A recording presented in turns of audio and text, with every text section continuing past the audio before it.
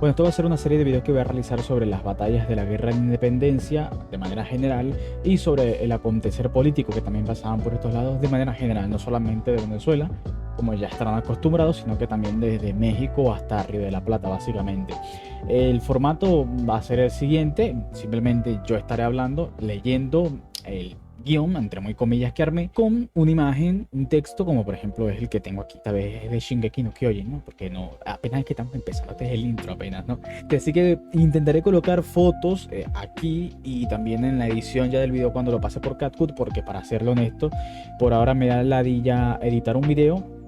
Que me tardaré, no sé, 1 hora, 2 horas, así la edición sea mediocre y tal, pero a mí siempre me gusta como que colocar los clips, las cosas que van precisas, pero como algunos de esos videos no alcanzan las visitas que yo quisiera que alcanzaran, y como por ahora el canal está desmonetizado y tal, bueno, simplemente voy a seguir creando contenido de historia, pero de una manera más fácil para mí a la hora de editar, ¿no? Porque aunque no lo crean, leer libros y tal consume tiempo, ¿no? Entonces, si ustedes me ayudan, yo los ayudo también a ustedes, ¿no? Y también con libros que me recomienden y digan, mira, léete este libro y luego haz video. Pero este libro en esta ocasión la verdad es que me ha encantado porque es un libro, lo tomo para mí como muy objetivo, imparcial, no parte lanzas a favor de ningún bando, y eso es lo que yo busco, la verdad. Busco la objetividad, busco el análisis de un historiador, busco la fuente de un historiador y no simplemente apología, ya sean bolivarianas o realistas o monárquicas. No se ha instalado esta junta bajo los mismos principios que las de Europa. La Junta de Buenos Aires al gobierno de Chile, en el año 1810. Con esta frase sacada de este libro, empezamos esta serie que quiero realizar sobre la guerra de independencia de Hispanoamérica. En este primer capítulo irá del año 1809 al año 1811. Y claramente lo voy a resumir, son 42 páginas en esta ocasión, y no las voy a colocar todas. Así que los invito a leer el libro completo, o el capítulo, mejor dicho, si les queda alguna duda con respecto a este tema. Los sentimientos para promover la independencia fueron complejos y variaron de una región a otra. Intervinieron factores económicos como la incapacidad de la metrópoli para seguir desempeñando el papel principal de interlocutor para comercial de las Indias y el mantenimiento a ultranza de un pacto colonial claramente favorable a la península. También los hubo de carácter social, por ejemplo, el resentimiento de los criollos por ocupar una posición subalterna respecto a los europeos o la existencia de amplias capas desfavorecidas de la población.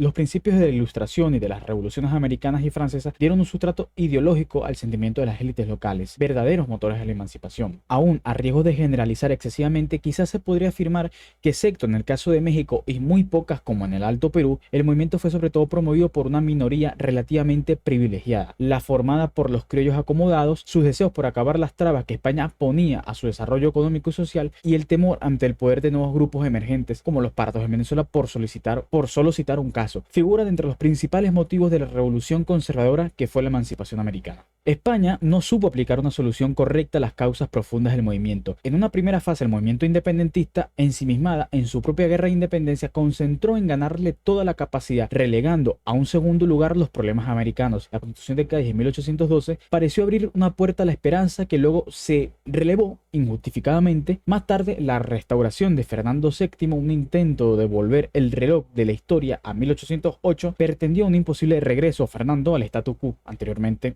establecido, aunque era ya 1814, inaceptable para ultramar. El bienio liberal y la restauración de la Constitución de Cádiz en 1812 solo sirvieron para sembrar el descontento entre los realistas de América, mientras que el gobierno de la península tampoco dio los pasos necesarios para atraer a los independentistas. El naufragio del experimento progresista y la invasión de los 100.000 hijos de San Luis, con el retorno del absolutismo, implicó una vuelta a la política de la fuerza por parte de la madre patria. Esto de la madre patria lo agrego yo, no lo agrega el autor.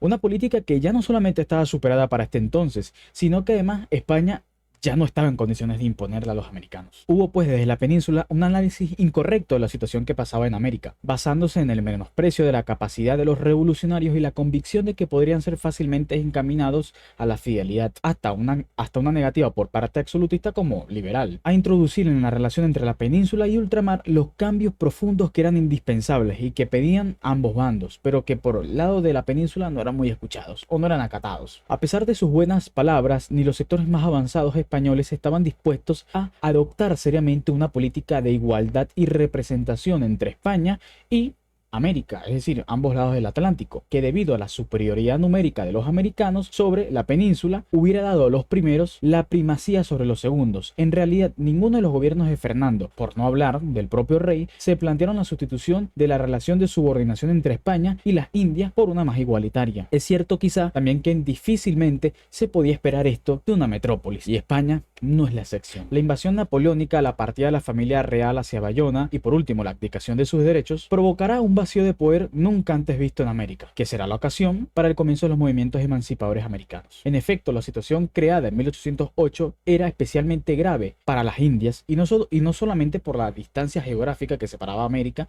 de la península ibérica, sino porque técnicamente las provincias de ultramar, escucha, esta parte es muy importante que la escuches tú, amigo hispanófilo, sobre todo si eres español, no si eres americano, sobre todo si eres español.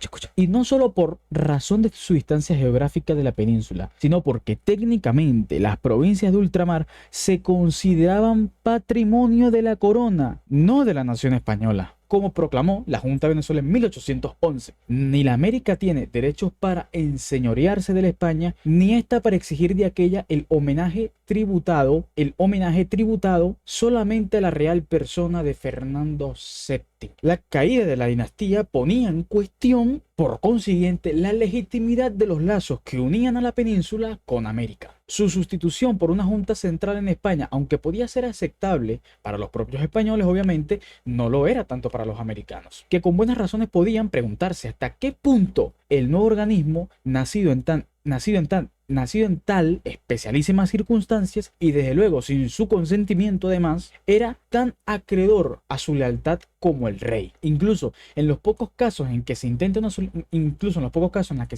solución verdaderamente revolucionaria, como es el caso de México, el nombre de Fernando VII se conservará como algo intangible hasta para los propios insurgentes. El nombre de Fernando VII figura en el programa independiente desde el 16 de septiembre de 1810, en fecha tan tardía como en el año 13, el propio Morelos tenía que seguir recordando que ya no hay Fernando VII, porque él se quiso ir a su casa de Borbón, a Francia, y entonces no estamos obligados a reconocerlo por rey, o lo llevaron a la fuerza, y entonces ya no existe. Añadiendo Morelos que por ausencia y cautividad del rey don Fernando ha recaído como debía el gobierno en la nación americana.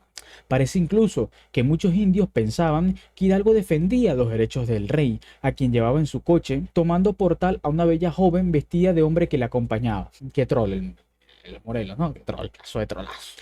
Ahora haremos un repaso sobre los acontecimientos que pasaban en cada provincia de América. Situación en Río de la Plata. En Buenos Aires, aunque el Cabildo Abierto declara el 22 de mayo de 1810, abro comillas, que había caducado la autoridad del virrey don Baltasar Hidalgo de Cisneros, que por ausencia que el monarca español Fernando VII había hecho de su reino para el de Francia, hasta el 30 de enero de 1813 las fuerzas de Río de la Plata seguirán usando las banderas y cucardas españolas, e incluso las fuerzas independentistas van a contar con una unidad con el nombre del rey. La situación en Venezuela era la siguiente. En Caracas el capitán general es expulsado, pero el poder pasa a una Junta Suprema conservadora de los derechos de Fernando VII. El pueblo vio esta mudanza muy tranquila y no lo tomó como un acto revolucionario ni nada por el estilo, creyendo que no era malo hacer esto porque esto ya había pasado en España, y que por este medio además se precavía el peligro de caer bajo la subyugación, bajo la dominación francesa. El Congreso venezolano por su parte también se consideró representante legítimo e inmediato de los derechos de Fernando VII, y en calidad de tal se atribuye el tratamiento de majestad. En Quito la situación era la siguiente. La junta que surge lo hace para conservar para el rey legítimo y señor natural esta parte de su reino, y gobernará interinamente y a nombre como representante de nuestro legítimo soberano del señor Fernando VII. La situación en Chile. En Chile el carácter general del movimiento de 1810 había sido una espléndida manifestación de amor y lealtad al legítimo soberano de las Españas y de las Indias, Fernando VII. Los propios dirigentes de estos movimientos afirmaron que por la prisión de Fernando VII quedaron los pueblos sin rey y en libertad de elegir un gobierno digno de su confianza, como lo hicieron las provincias españolas. Chile lo hizo, deseoso de conservarse para su legítimo soberano y huir de un gobierno que le entregase a los franceses. Según ellos, abro comillas, jamás intentaron su independencia del rey de España, libre, ni faltar al juramento de fidelidad, cierro comillas. Así pues, se da esa paradoja algo inexplicable o graciosa o curiosa, como tú lo quieras ver, de que no se proclamará la independencia hasta lo largo del tiempo, muy después de que se inician las hostilidades entre ambos bandos. Juntas que formalmente seguían reconociendo los derechos de Fernando VII, no solo por ello combatían con menor ardor que los propios realistas. Sin duda, en muchos casos, las frecuentes apelaciones al hijo de Carlos IV no eran más que también un pretexto, vamos a decirlo, para encubrir las verdaderas aspiraciones que tenían estos políticos de emanciparse y para no alinearse con simpatías de una población recelosa de cambios tan bruscos y revolucionarios como lo eran eso. Pero el mero hecho de que recurriesen a este subterfugio parece indicar que los dirigentes independentistas eran conscientes de que una parte importante de sus compatriotas podían estar descontentos del mal gobierno, sin que por ello deseasen bruscamente cambiar una relación de 300 años con España políticamente. En palabras del propio José Antonio Páez diría lo siguiente: nadie ignora que los primeros movimientos políticos de los americanos del sur solo fueron al principio expresión de lealtad y simpatías a la madre patria, cuando su rey se encontraba preso en territorio extranjero y su trono ocupado por un intruso que sostenía las bayonetas francesas, y el pueblo americano, lleno de indignación, se negó a abandonar la causa de los que reputaba sus legítimos soberanos. También es cierto que las juntas que surgieron tuvieron la virtud de hacer probar a los americanos las delicias de la libertad, habiéndose los chilenos constituido independientes. De hecho, habían podido experimentar en aquel corto tiempo de espacio todas las ventajas y dulzura de gobernarse a sí mismo, y se habían acostumbrado a ellas. Lo mismo había sucedido, por ejemplo, en Venezuela. La proliferación de juntas de Indias no fue en un principio un movimiento antiespañol, esto hay que recordarlo, siempre tiene que quedar claro. Al contrario, era una forma idéntica a la seguida en la península ibérica, de dar respuesta al colapso de las instituciones centrales provocadas por la invasión napoleónica. Fue más bien la evolución natural de las juntas unidas a la ceguera del gobierno español y al descontento de los sectores de la población, lo que lo llevó a la ruptura, que ya luego fue la independencia. Abro comillas: la misma nación española nos tenía hace mucho tiempo invitados a lo mismo, a sostener los derechos de su independencia y religión contra el enemigo común. Se vendrá en conocimiento de que, habiéndose practicado en Quito lo que han recomendado el rey y la madre patria, en esta situación se ve angustiada. En suma, lo único que había sucedido es que, una vez rotos los lazos que las unían con la Casa Real Española por la fricción de Fernando VII, solo al cual debían lealtad, vuelvo y repito, esto es muy importante, solo al cual se le debía lealtad a Fernando, la dinastía Borbón, no a la nación española. Se habían limitado a recoger un poder que estaba abandonado. Y esto era así porque las autoridades reales estaban legitimadas para desempeñar su función en tanto que representaban al monarca. Cautivo este, desaparecía la única fuente de legitimidad. El argumento, especioso o no, te puede gustar más o no, pero es un hecho, seguramente era compartido, al menos en un primer tiempo, eso sí, por muchos de los que apoyaron los levantamientos que no se consideraban rebeldes al rey, sino guardianes de sus derechos, durante la ausencia de este, como proclamaron casi la totalidad de las juntas americanas.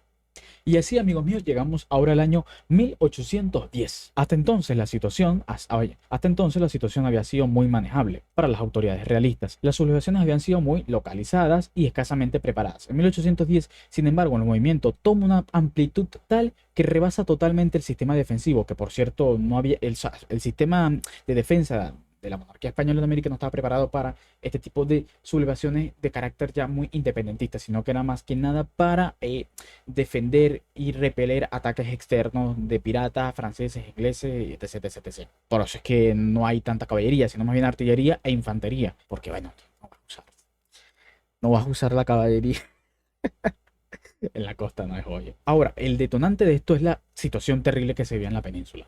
Recordemos, no existía WhatsApp y no tenías información. La tremenda derrota de Ocaña a manos de los napoleónicos, la invasión de estos a Andalucía y el colapso de la Junta Central parecían augurar un rápido fin de la guerra en España. Con la victoria de los franceses, para los escasos afrancesados, el cambio de sistema era bienvenido. Para otros, estas derrotas de España se trataba de una situación óptima para acabar con la dependencia de la península. Para un tercer sector, había que evitar a toda costa caer bajo la soberanía francesa.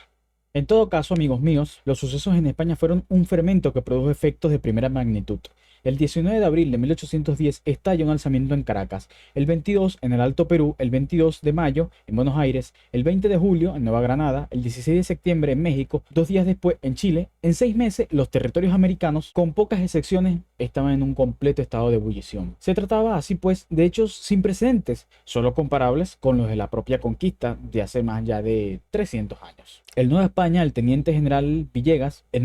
nuevo virrey, el teniente general Villegas, llegado casi justamente un mes antes, tiene que encargarse con una verdadera revolución, cuando Miguel Hidalgo lanza el grito de Dolores. Miles de indios se acogen bajo las banderas de un movimiento que afortunadamente para España y las élites, tanto peninsulares como criollas, perciben como una grave amenaza para la estructura social y económica del virreinato, y no simplemente como una lucha auténtica por la independencia. Ello dará a la guerra en el virreinato un carácter de conflicto social y racial a ultranza. El levantamiento tuvo indiscutiblemente un profundo apoyo popular. En cuestión de semanas, Hidalgo contaba con seguidores por decenas de millares y numerosas unidades de milicias que se le habían pasado a su bloque. Sin embargo, hay algo muy importante que puntualizar. Hidalgo no tuvo la habilidad de conservarlas intactas y constituirlas en el núcleo de su futuro ejército. Al contrario, permitió que se contagiaran del ambiente de indisciplina. En Venezuela, el 19 de abril, tuvo lugar lo que se ha llamado una rebelión de minorías, es decir, una rebelión de mantuanos, criollos y peninsulares, que depone al capitán general en Parán. Al ver que no contaba con apoyo, se retira simplemente, así tal cual. Y de hecho, para la historia quedó una frase muy graciosa que a mí, la verdad, cada vez que la escucho, la leo, me da gracia. En Parán, al ver que no tenía apoyo, dice lo siguiente: pues yo tampoco quería mandarlos. El capitán general más democrático, sin lugar a dudas, del siglo XIX.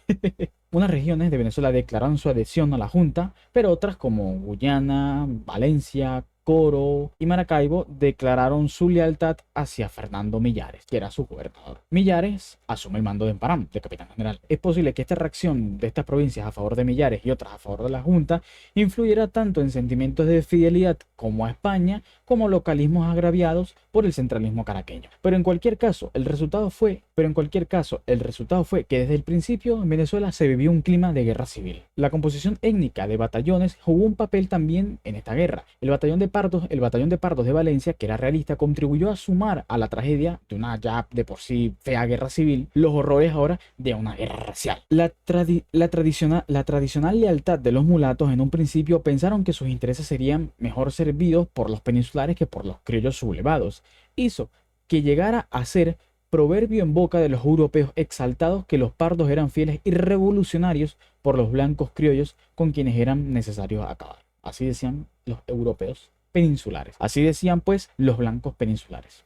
En Santa Fe también se produjeron nuevas novedades. Hablamos del año 1810. Allí el alzamiento tuvo lugar en julio. En un principio se establece una junta presidida por el propio virrey Amar. Sus miembros juraron derramar hasta la última gota de sangre por defender a nuestro amadísimo monarca don Fernando VII. Desde un primer momento también surgen dos tendencias, las centralistas y las federalistas, que llegan a dirimir sus diferencias políticas por las armas. Sin embargo, y al igual que en Venezuela, en Santa Fe, ese primer año de alzamiento muy entre comillas, recordemos, no estuvo marcado por operaciones militares de gran importancia. Quito tampoco escapará del fervor independentista. La frágil paz instaurada el año anterior se rompe bruscamente el 2 de agosto de 1810, cuando se produce un intento de sublevación en el que participan los soldados veteranos locales encarcelados por su intervención en el pronunciamiento de 1809.